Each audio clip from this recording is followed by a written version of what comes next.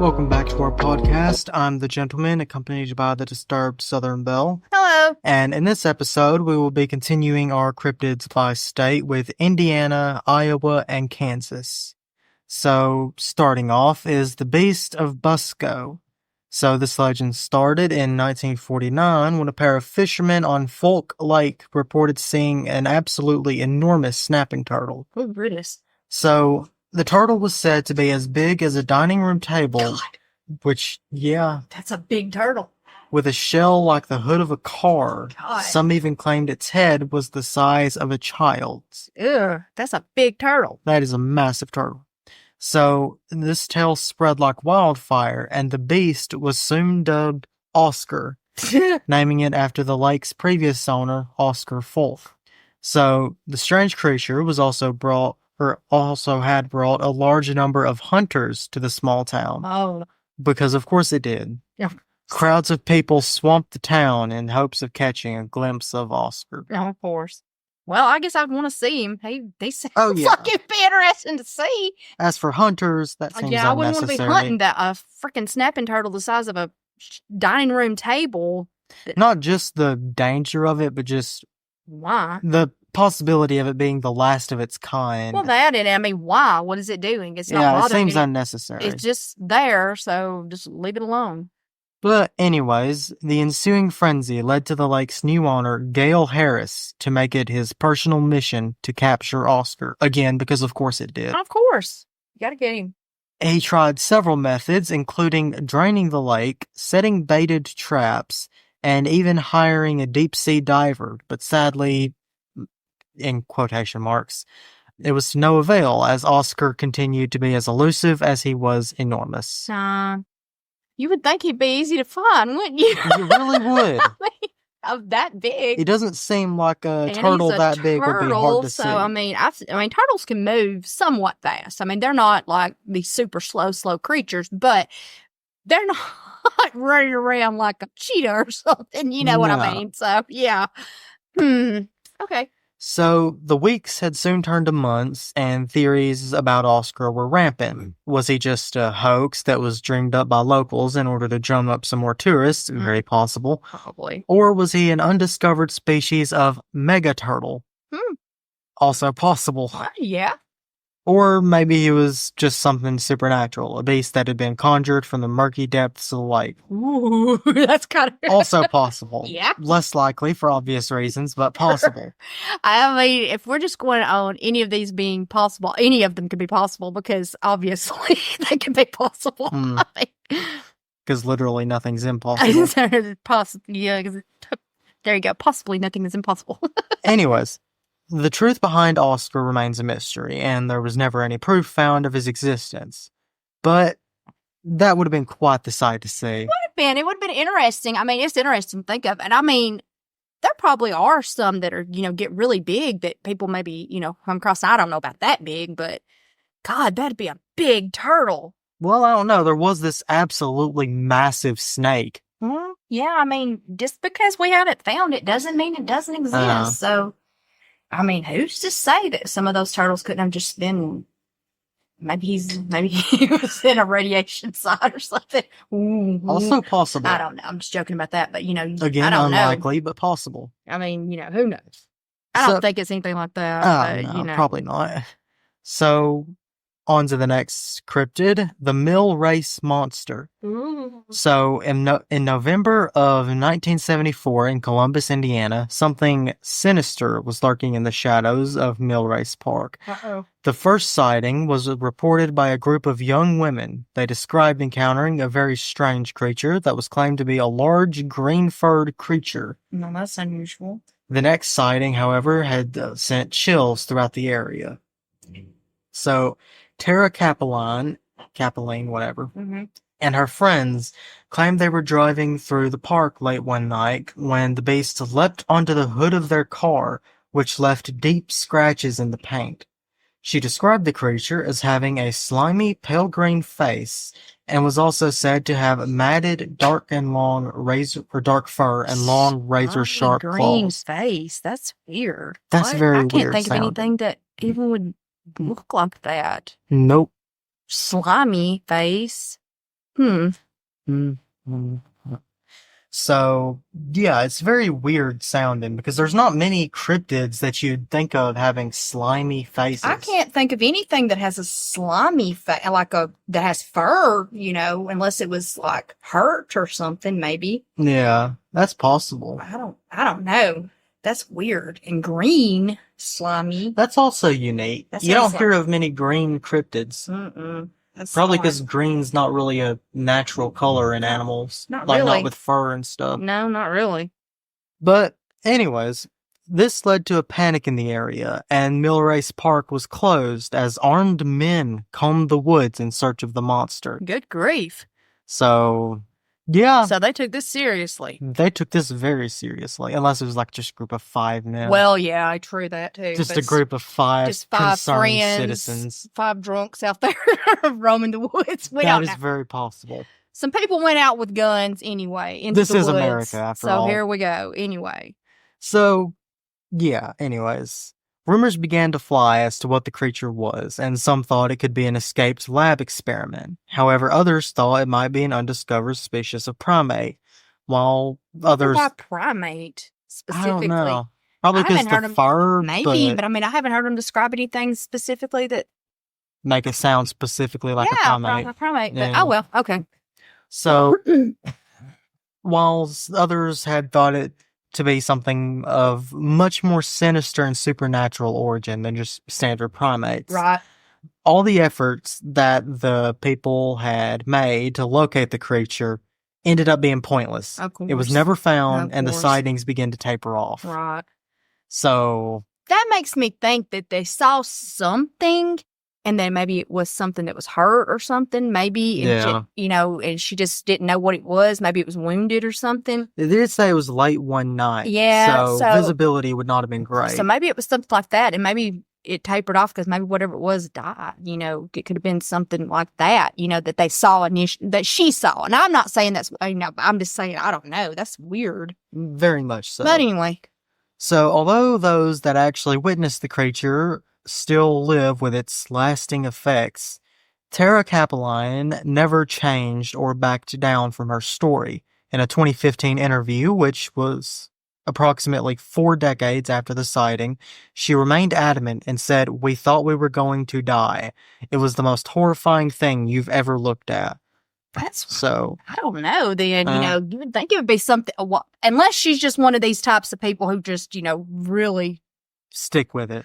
Overly inflates every story, you might say. In other words, you saw a small dog and you're like, it's a Rottweiler attacking. You know what I mean? Yeah. That's creepy. I mean, I wouldn't imagine that thing jumping on the hood of your car. Ooh. Apparently didn't attack anybody or anything. Apparently so I guess not. That's good for that matter, but that's creepy. Okay. So, while the Millrace monster does remain one of Indiana's most odd cryptid encounters, I imagine so. The consistency of the descriptions, coupled with the physical evidence left on Capelline's car, have left many wondering if it was actually true or not. It makes you wonder if they didn't see something at the very least. Now, I don't know. That could have been, So the thing is, there were claw marks, or what appeared to be claw marks on her car. Right. That was seen as evidence because it was actually there. But what made them is the thing. Yeah, it could have just been like a wild animal. It could have been anything, right? And she just said it, or she could have just done it herself and said it was claw. I mean, who knows? You just never know in these situations. People fabricate evidence so much that you don't know what's true and what's not. So, from Indiana, we're going to Iowa. Ooh. So, starting with the Van Meter Visitor. Known as one of Iowa's most infamous cryptids, this winged humanoid creature is said to have terrorized the small town of Van Meter, which is located roughly 20 minutes west of Des Moines. Okay. So, over the course of several nights in late September of 1903, multiple witnesses, including several prominent members of the community, all described a creature that they claimed seemed to defy all logic and reason. So, the accounts of this creature describe a monster that is a nightmare-inducing combination of man and beast. It is said to have huge bat-like wings that span several feet, On top of its head, a single horn from which a blinding light shot forth, which was said to illuminate the darkness and strike fear into the hearts of any that saw it. That's weird. That is a really weird looking creature. It's got wings and one horn, and it shoots out light from the horn. I was going to make a Batman joke until I read the horn bit. That was... that's odd. Okay. So, the creature was also described as having a stench so foul and overpowering that it left those who came near reeling in sickness and disgust. Oh, God. So that's appealing. Yeah. So the first sighting happened on the early morning of September 29th. U.G. Griffith, a local business owner, claims he was awakened by a brilliant light shining through his bedroom window. Griffith, thinking it might be a fire, grabbed his gun for some reason and then went outside to further investigate. However, he claims that what he saw defied explanation. He states that he saw the creature perched atop a telephone pole, and being a man of action, he fired upon the beast, but claims that the bullets seemed to have no effect whatsoever. He goes on to say that the creature just unfurled its wings and flew away into the night, leaving Griffith understandably upset and shocked. But then again, it doesn't sound like it's trying to hurt anybody. It do not. It's just like, it's just there. It's just a bat creature with a horn. I mean, really? I mean, it's not doing anything. Why is he shooting it? I mean, I could say being scared of it, but I don't know if that'd be my first reaction would be just to shoot something because... Also, why is your first instinct when you see a fire to grab a gun? I don't know. That makes no sense. Unless he thought somebody was out there setting fires or something, maybe. That's possible. That's a reasonable assumption, but still. We'll say that. I don't know. So, as for the sightings that were listed, over the oncoming nights, there were several others that stepped forward with accounts of supposed sightings of this demonic-looking creature. Sidney Gregg, a local banker, claimed to have spotted the creature outside of his window, while Dr. Alcott, the town physician, claimed to have also encountered the creature and was also tempted to shoot the monster, but stated that bullets had no effect and seemed useless against the creature's tough hide. O.V. White, the owner of the hardware store, had one of the most harrowing encounters. He states that he found the creature sitting atop a telephone pole again. It likes a telephone pole, doesn't it? Near his shop. He too opened fire on the beast because apparently everyone has a gun. Apparently everybody's armed in this town and ready to go. I mean, they don't... To be fair, again, it is America. But still, okay, all right. So, he was quickly overwhelmed by an extremely noxious stench. Oh my God. And he claims the odor was so potent that he was knocked unconscious, which allowed the creature to again escape. Oh my God. It's like a skunk or something. An extremely big skunk. Kind of what it sounds with like. Wings and a horn. With wings and a horn. So anyways... As the tale continued to spread, panic followed, naturally. The people of the town began whispering rumors of a devil or a demon that had come to terrorize the peaceful village. Some even thought that the creature was a harbinger of the end times. Of course. This led to a few brave souls to take matters in their own hands and hopefully end the reign of terror that blanketed the area. Oh, I can imagine this going well. So, on October 3rd, an armed posse assembled and tracked the visitor to an abandoned coal mine because, of course... Oh, yeah. Of course, it's a coal mine. They took up positions outside the entrance, weapons at the ready. They were determined to end the creature as soon as it emerged. However, if bullets weren't effective, it's very unclear how this was supposed to work. I was kind of wondering that myself. I thought they said that bullets didn't do anything, but okay. Maybe they shouldn't use enough. That's the problem. Possibly. If one bullet fails, then or one 20 gun will fails, do the job. Yeah. Okay. Anyways, so although what happened went on to haunt the memories of all those that were unlucky enough to be present for the remainder of their lives, the men saw not one, but two creatures emerge from the mine. Oh my God. The first was the original visitor, with its leathery wings and single horn pulsing with light.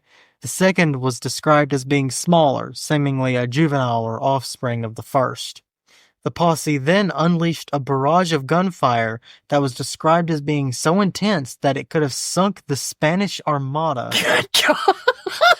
But to their horror, the creatures were again completely unfazed and just turned around and went back into the mine. What?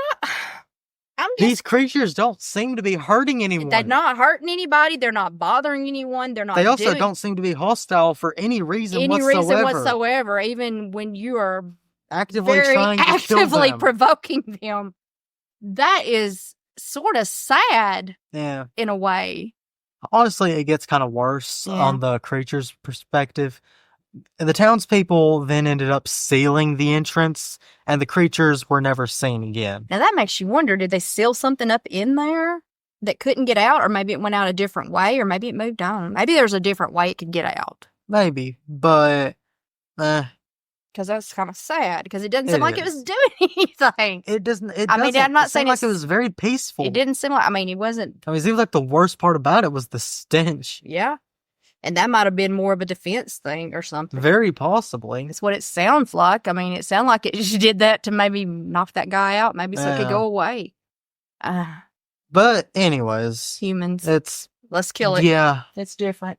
Standard. At least American, but human in general mentality. So, on to Kansas now, with Sinkhole Sam, a.k.a., and this is kind of a lighthearted name, Whooping Gurgle. Oh, why not? So, this is a serpentine cryptid that is said to be found in a lake in Enigma, Kansas. Witnesses of Sam describe it as being anywhere from 15 to 30 feet long, Good God. with a body as thick around as a car tire. Good God, he's big. Very thick. But depending on the size of the tire, just a regular car tire, even a small one, is big around. Even the little bitty ones. So, some describe him as having a flat, almost prehistoric-looking head, which... There are a few snakes I can think of with flat heads. Sort of, yeah. All of them dangerous.